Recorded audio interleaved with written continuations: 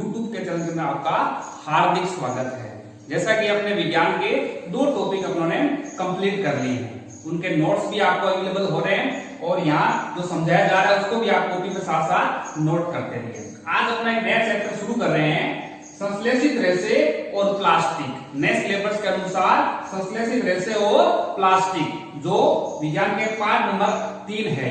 ठीक है, देखो जो भी चीज आप नोट कर रहे हो, नोट्स तो आपको अवेलेबल हो रहे हैं प्रॉपर रूप से, कोई दिक्कत नहीं है उसके अंदर, लेकिन साथ साथ में जो समझाया जा रहा है उसको देखो कॉपी पेन लेकर आपको नोट करते रहिए। ऐसी बात नहीं है कि आप उसको आराम से कर नहीं सकते, इजीली आराम से कर सकते हो। छोटे छोटे नोट्स में बना रहा हूं और आपको दे भी रहा हूं, आप उसको लिखते रहिए और साथ में उसको याद करते रहिए। आज अपने बात करेंगे संश्लेषित रेशे और प्लास्टिक। सबसे पहले इस पाठ का अर्थ समझते हैं, पाठ का मतलब क्या है। देखो पाठ का नाम है सबसे पहले संश्लेषित रेशे। रेशे का मतलब होता है धागा, रेशे का मतलब क्या होता है धागा, और संश्लेषित का मतलब होता है जो मानव निर्मित किए जाते हैं, जो मानव निर्मित किए जाते हैं। उन रेशों के बारे में आज अपने इस अध्याय के अंदर विस्तार से पढ़ेंगे। उसके बाद में प्लास्टिक, प्लास्टिक क्या है, बहुलक है, ये भी कई प्रकार के विविध पदार्थों से मिलकर बनाया जाता है। उसके बारे में भी अपने चीजों के पढ़ेंगे, कौन कौन से प्लास्टिक है उन चीजों को विस्तार से पढ़ेंगे। सबसे पहले बात करते हैं रेशा। रेशा, रेशा किसे कहते हैं, धागे को कहते हैं। धागा बोल दो, तंतु बोल दो, बात क्या है एक ही, मतलब धागों से मिलकर जो पदार्थ हो क्या कहलाता है, रेशा कहलाता है। क्या कहलाता है, रेशा। और रेशे, रेशे से क्या बनाए जाते हैं, कपड़े बनाए जाते हैं। क्या बनाए जाते हैं, कपड़े बनाए जाते हैं। ये जो कपड़े अपने पहनते हैं किससे मिलकर बने होते हैं, रेशों से मिलकर बने होते हैं। आज हम इस चीज को देखेंगे कि रेशे किन किन पदार्थों से प्राप्त होता है, क्या ये प्रकृति से ही प्राप्त होता है या इसको निर्मित भी किया जा सकता है। अगर मुख्य रूप से बात करें तो रेशे को 2 प्रकार के भागों में बांटा गया। कितने प्रकार के भागों में बांटा गया, 2 प्रकार के भागों में बांटा गया। सबसे पहले बात करते हैं प्राकृतिक रेशा, प्राकृतिक रेशे, और दूसरा पॉइंट है इसके अंदर कृत्रिम रेशे। कौन सा है, कृत्रिम रेशे। प्राकृतिक रेशे, प्राकृतिक रेशे का मतलब होता है जो हमें प्रकृति से प्राप्त होता है, जो हमें प्रकृति से प्राप्त होता है। जैसे आपने देखा होगा कपास, जूट, कपास का भी क्या है, पौधा है, उसको रुई बोलते हैं। कपास क्या है, पौधा है। उस रुई या कपास से क्या बनाया जाता है, धागा बनाया जाता है। कपास का क्या होता है, पौधा होता है। उसके अलावा जूट है, जो आप देखते हैं बोरियां वगैरह, जितने भी टाट की बोरियां वो किससे बनाई जाती है, जूट से बनाई जाती है। जूट का क्या होता है, पादप होता है। तो जूट है, कपास है, ये हमारे को किससे प्राप्त होते हैं, पादपों से प्राप्त होते हैं। इसके अलावा विभिन्न प्रकार के जीव जंतु जैसे भेड़ है, बकरी है, याक है, इनसे हमारे को क्या प्राप्त होती है, ऊन प्राप्त होती है। और ये भी एक प्रकार का क्या है, रेशा है। कह सकते हैं कि प्राकृतिक रेशे कौन कौन से हैं, एक तो हो गया कपास, दूसरा क्या हो गया, जूट, और इसमें बोल सकते हैं जंतु रेशे। कौन से रेशे, जंतु रेशे। ये हमारे को प्राकृतिक रेशों से प्राप्त होते हैं, मतलब प्रकृति से प्राप्त होते हैं। आगे बात समझ में। अब बात करते हैं कृत्रिम रेशे। कृत्रिम रेशे को मानव निर्मित रेशे भी बोलते हैं। दूसरा नाम इसको क्या है, मानव निर्मित रेशे, मानव निर्मित रेशे भी बोलते हैं, या इसका दूसरा नाम होता है संश्लेषित रेशे। जो पाठ का नाम भी है, क्या बोलते हैं, संश्लेषित रेशे। मतलब मानव निर्मित रेशे क्यों बोलते हैं, मतलब मानव के द्वारा क्या किया जाते हैं, निर्मित किए जाते हैं। विभिन्न पदार्थों को आपस में मिलाकर रेशे नुमा पदार्थ बनाकर इसको एक रेशा प्राप्त किया जाता है, जिसको हम बोलते हैं कृत्रिम रेशे। क्या बोलते हैं, कृत्रिम रेशे। जैसे एग्जाम्पल की बात करें तो इसके अंदर नायलॉन, कौन सा है, नायलॉन हुआ, रेयोन हुआ, या इसके अलावा और भी बहुत से मिल जाएंगे अपने को, जैसे टेरिलिन हुआ, ठीक है ना, टेरिलिन हुआ। ये सारे के सारे जो भी रेशे हैं वो सारे के सारे क्या कहलाते हैं, कृत्रिम रेशे कहलाते हैं, मानव निर्मित रेशे कहलाते हैं। ये सारे के सारे क्या कहलाते हैं, बहुलक कहलाते हैं। क्या कहलाते हैं, बहुलक। क्या कहते हैं, बहुलक। अब अपने देखते हैं, देखो नाम है बहुलक। बहुलक का मतलब होता है कई छोटी छोटी इकाइयों से मिलकर बनता है, मतलब इनमें कोई ना कोई पदार्थ आपस में मिलाया जाता है और मिलाकर ये कृत्रिम रेशा तैयार किया जाता है। ये जो रेशे हैं वो तो हमारे को प्रकृति से प्राप्त होते हैं, जो हूबहू प्रकृति से प्राप्त के द्वारा हम मशीनों के माध्यम से यहाँ से धागा निर्मित करते हैं। ये रेशे मशीनों के द्वारा विभिन्न पदार्थों को आपस में समायोजित कर अनुपात के अंदर रेशा प्राप्त किया जाता है। जो रेशे आपस जो पदार्थ आपस में मिलाए जाते हैं, मिलाकर जो अणु बनता है उनको हम बोलते हैं बहुलक। क्या बोलते हैं? बहुलक। देखो बहुलक को हम बोलते हैं पॉलीमर। क्या बोलते हैं? पॉलीमर। बहुलक क्या बोलते हैं? पॉलीमर। देखो इसका अर्थ देखें क्या होता है? पॉली प्लस और मर। पॉली प्लस मर। पॉली का मतलब होता है अनेक। पॉली का मतलब क्या होता है? अनेक। मतलब इसकी अनेक भाग आपस में मिलाए। वो दो या दो से अधिक जो पदार्थ मिलाते हैं वो सारे क्या करते हैं? पॉली मतलब अनेक पदार्थ। और मर का मतलब क्या होता है? कोई भी प्रकार की इकाई। मर का मतलब क्या होता है? इकाई। ये इकाई क्या होते हैं? रासायनिक पदार्थ होते हैं। क्या होते हैं? रासायनिक पदार्थ होते हैं। ये जो इकाई है वो रासायनिक पदार्थों से मिलकर बनी है। देखो क्या बन रही है परिभाषा? बहुत सी इकाइयां जब आपस में मिलती है तो किसका निर्माण करती है? पॉलीमर का। बहुत सी इकाइयां जब आपस में मिलती है तो किसका निर्माण करती है? पॉलीमर का निर्माण करती है। मतलब बहुलक का निर्माण करती है। आई बात समझ में? देखो बहुलक की डेफिनेशन करने में लिखे हैं तो बहुलक क्या है? वह उच्च अणु जो कई छोटी छोटी इकाई से मिलकर बना होता है। बहुलक क्या है? वह उच्च अणु मतलब वह बड़े से बड़ा अणु। वह बड़े से बड़ा अणु जो क्या होती है? छोटे छोटे अणुओं से मिलकर बनता है। जो कई छोटे छोटे अणुओं से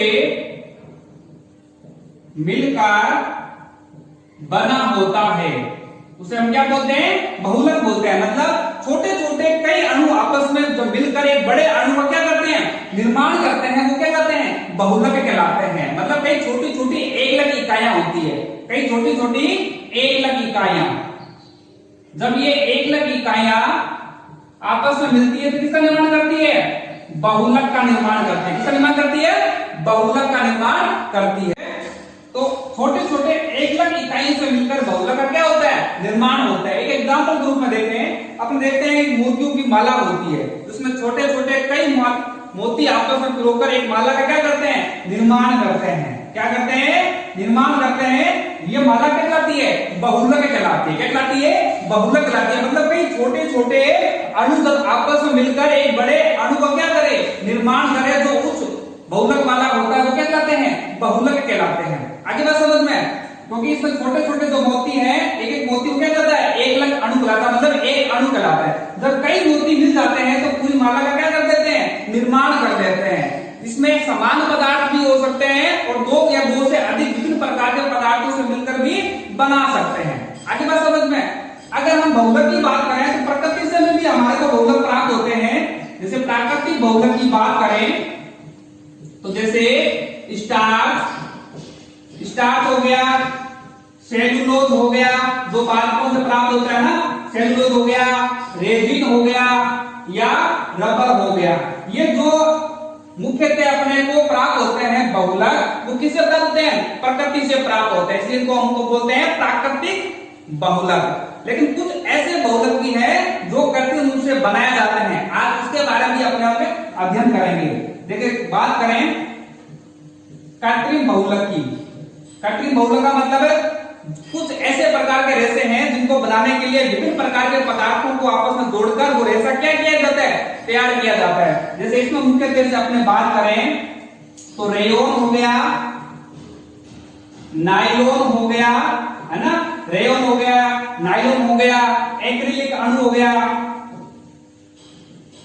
एक्रिलिक हो गया या इसके अलावा डेक्रोन हो गया।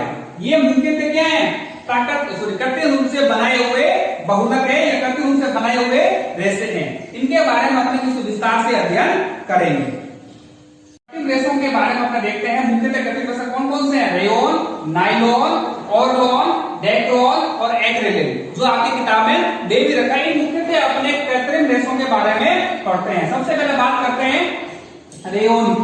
किसकी बात करते हैं? रेयोन। रेयोन की तरह क्या कृत्रिम रेशा इसे हम किस प्रकार से बनाते हैं? इसमें मुख्यतः सेलुलोज पदार्थ की आवश्यकता पड़ती है। किसकी आवश्यकता पड़ती है? सेलुलोज की आवश्यकता पड़ती है। सेलुलोज किससे प्राप्त होता है? पेड़ पौधों से प्राप्त होते हैं। सेलुलोज के साथ में उच्च बहुलक को मिलाने पर, मतलब दूसरे पदार्थ भी साथ में इसमें मिलाए जाते हैं, मिलाकर हम क्या किसका निर्माण करते हैं, रेयोन का निर्माण करते हैं। इसका निर्माण करते हैं, रेयोन का निर्माण करते हैं। रेयोन पुनः निर्मित सेलुलोज भी कहलाता है। क्या कहलाता है, पुनः निर्मित सेलुलोज भी कहलाता है। इसे पुनः निर्मित सेलुलोज भी प्राप्त कर सकते हैं।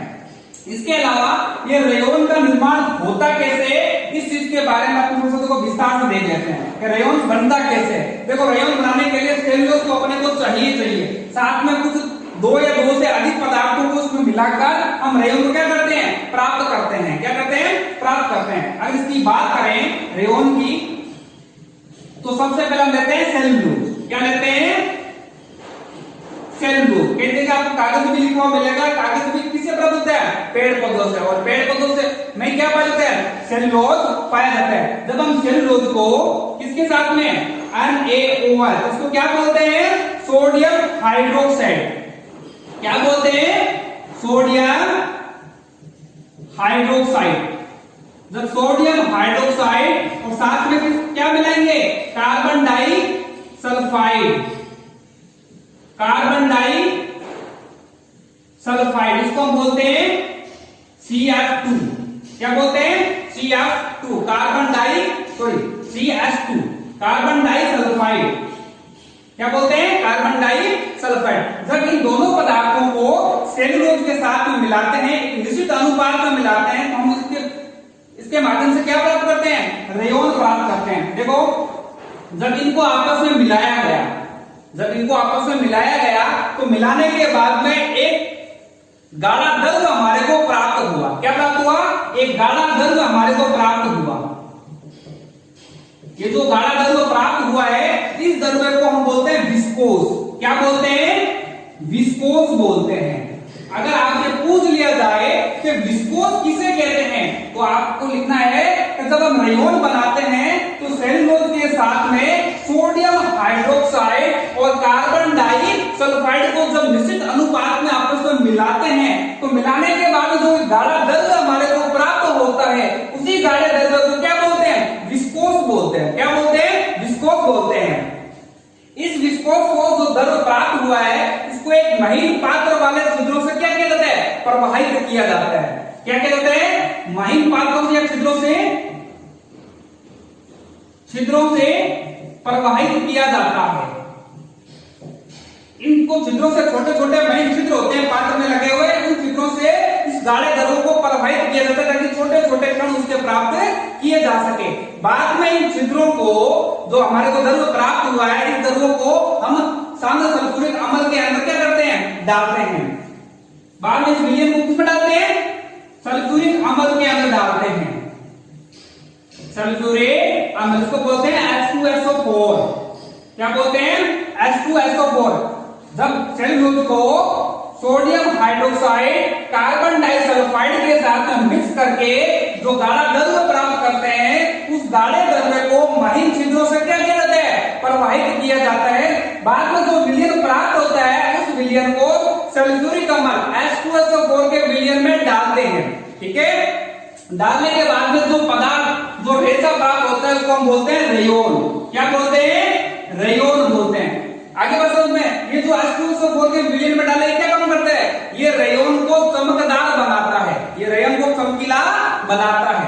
आगे बात समझ में, तो देखो रेयोन की विधि क्या है, रेयोन की विधि के लिए पूछ दिया गया सबसे उपयुक्त पदार्थ कौन सा होना चाहिए, तो सेलुलोज जैसे पदार्थ अपने को चाहिए। इसके अलावा इसके साथ में क्या मिलाते हैं, सोडियम हाइड्रोक्साइड और कार्बन डाइसल्फाइड की निश्चित अनुपात में जो घोला जाता है, तो एक गाढ़ा द्रव्य प्राप्त होता है। उस गाढ़े द्रव्य को बोलते हैं विस्कोस। पेपर में आ सकता है जानना, यहाँ से प्रश्न बन सकता है कि विस्कोस किसे कहते हैं, तो आपको बताना है सेलुलोज और NaOH और कार्बन डाइसल्फाइड को मिला लें, तो जो द्रव्य प्राप्त हुआ उसको क्या बोलते हैं, विस्कोस बोलते हैं। जो विस्कोस वाला द्रव्य हमारे को मिला है, एक महीन छोटे छोटे छिद्रों में क्या करते हैं, प्रवाहित किया जाता है, और प्रवाहित करने के बाद में इसको सल्फ्यूरिक अम्ल H2SO4 के विलयन में डालते हैं, ताकि वो रेशा चमकदार बन जाए। लास्ट में जो हमारे को पदार्थ प्राप्त होता है, जो रेशा प्राप्त होता है, वो कहलाता है रेयोन। रेयोन के उपयोग की बात करें, तो अगर इस रेयोन के उपयोग की बात करें, तो रेयोन प्राप्त हुआ है, इसको कपास के साथ में मिलाकर